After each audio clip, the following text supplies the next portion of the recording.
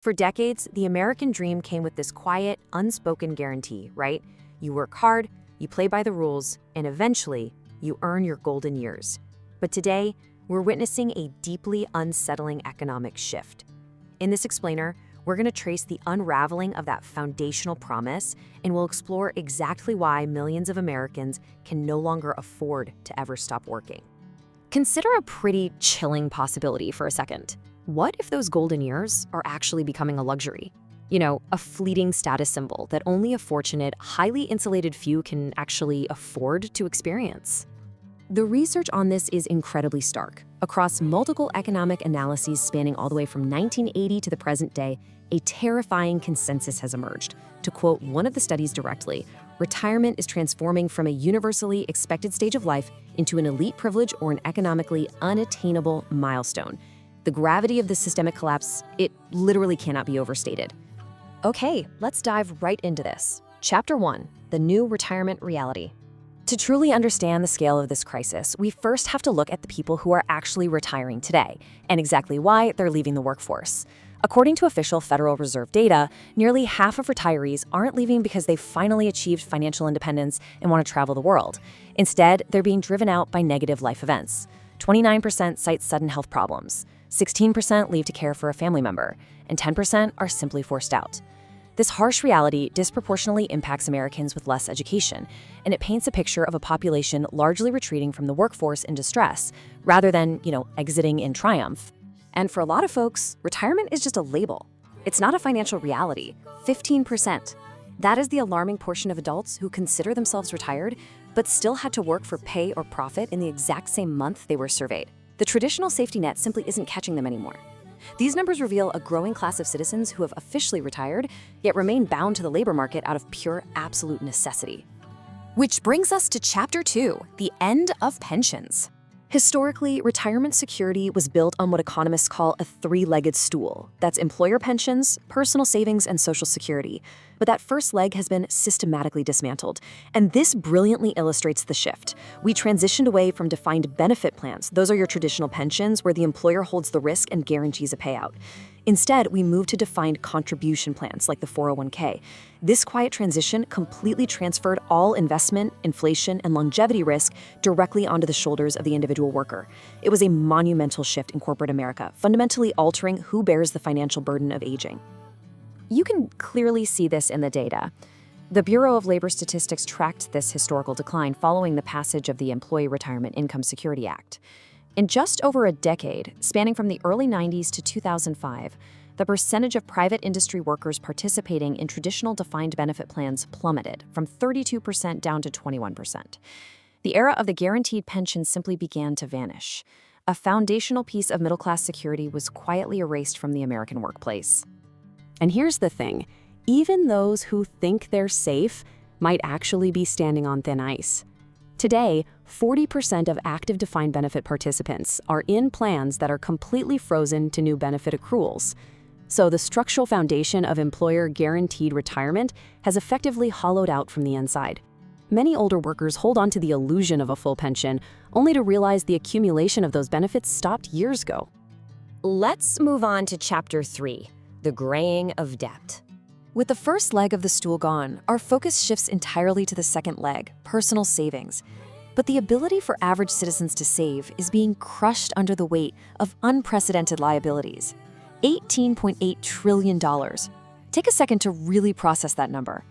That staggering figure is the projected total nominal household debt in the United States by late 2025. It serves as a massive roadblock for everyday Americans trying to build a retirement nest egg. It's literally a tidal wave of debt that suffocates future prosperity. Now, what's really interesting about this is the terrifying demographic shift underneath that massive number. It's an economic trend called the graying of debt. Between 2003 and 2015 alone, debt held by 50 to 80-year-olds increased by roughly 60%. The historic norm of entering your retirement mortgage-free, that's ending. Today, modern seniors are dragging massive housing and consumer liabilities straight into their non-working years. Instead of winding down their financial obligations, older Americans are taking on unprecedented levels of risk at the exact moment their income potential plummets. To measure this burden, economists track something called the household debt service ratio. Essentially, it measures how much of a family's disposable income goes strictly toward paying off required debt. By early 2026, it reached a painful 11.16%. This means before a family even buys groceries, pays for a prescription, or puts a single dollar into a 401k, a huge chunk of their income has already vanished just to service past borrowing. It completely traps families in a continuous cycle of repayment. And the result of this debt load is a severe lack of financial resilience. According to Federal Reserve data, almost a quarter of American families have virtually no liquidity, lacking even $400 in easily accessible savings.